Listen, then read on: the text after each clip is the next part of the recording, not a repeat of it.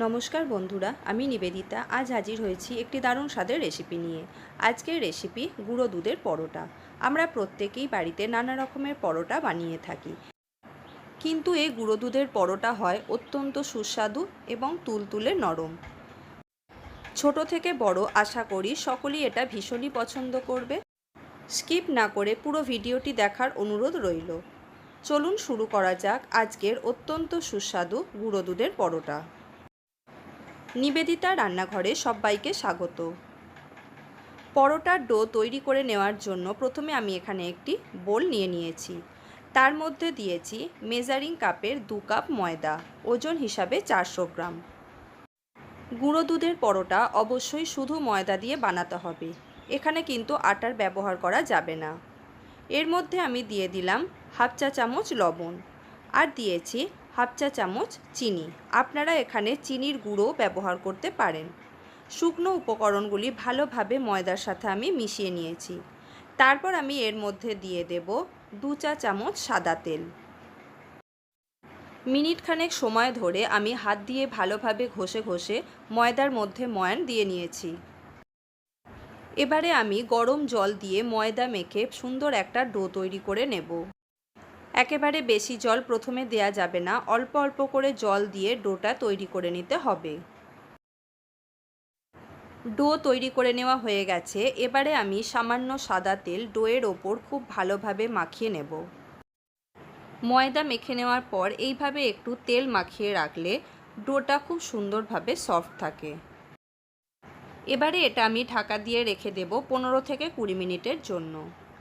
20 minute পর ফিরে এসেছি, দেখুন ডো কত সুন্দরভাবে সফট আছে। এবারে আমি এর থেকে একই সাইজ অনুযায়ী কয়েকটা ডেলি কেটে নেব। আপনাদের দেখিয়ে দিচ্ছি, এই রকম সাইজের ডেলি আমি কেটে নিয়েছি। এখানে আমার একই সাইজের 5টা ডেলি হয়েছে। বেলার সুবিধার জন্য ডেলিগুলোকে আমি 2 হাতের তালু দিয়ে সমানভাবে গোল করে রেখেছি। একটা ডেলি আমি তুলে নিয়েছি, বাকি ডেলিগুলো আমি কভার দিয়ে রেখে দেব যাতে ওগুলো সফট থাকে। কিচেন স্ল্যাব ভালোভাবে পরিষ্কার করে নিয়েছি, তার মধ্যে একটা ডেলি দিয়ে ওপর থেকে ছড়িয়ে দিয়েছি ময়দার গুঁড়ি। এবারে একটি বেলনের সাহায্যে আমি সুন্দরভাবে গোল করে পরোটা বেলে নেব। গোল করে বেলে নেওয়া হয়ে গেছে। এবারে আমি পরোটার ওপরের অংশে দিয়ে দেব 1 চা চামচ ঘি।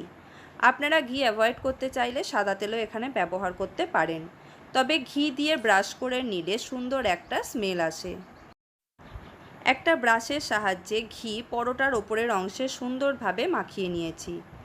এবারে আমি ওপর থেকে ছড়িয়ে দেব কিছুটা পরিমাণ ময়দার গুঁড়ি। তারপর আমি ওপর থেকে ছড়িয়ে দেব মেন ইনগ্রেডিয়েন্টস, গুঁড়ো দুধ। যেহেতু গুঁড়ো দুধের পরোটা, তাই গুঁড়ো দুধের পরিমাণ এখানে একটু বেশি ব্যবহার করতে হবে।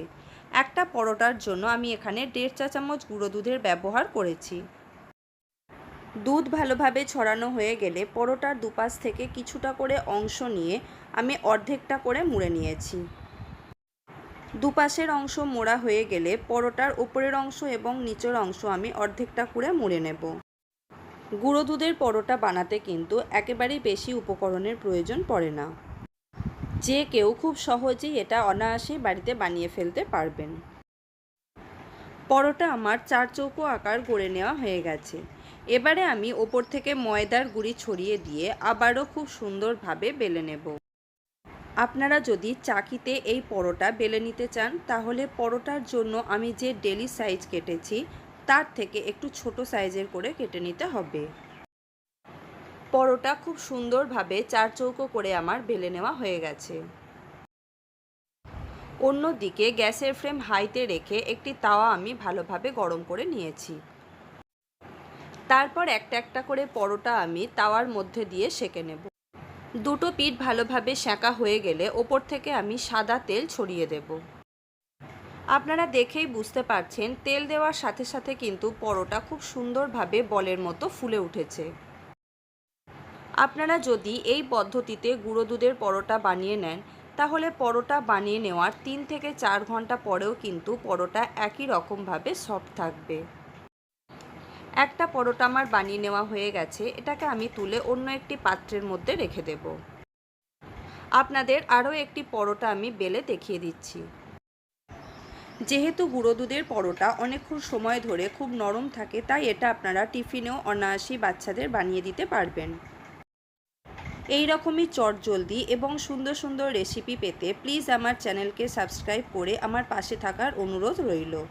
পাশে থাকা বেল বাটনটি অবশ্যই প্রেস করে রাখবেন, যাতে নতুন ভিডিও আপলোড করার সাথে সাথে আপনার কাছে নোটিফিকেশান পৌঁছে যায়।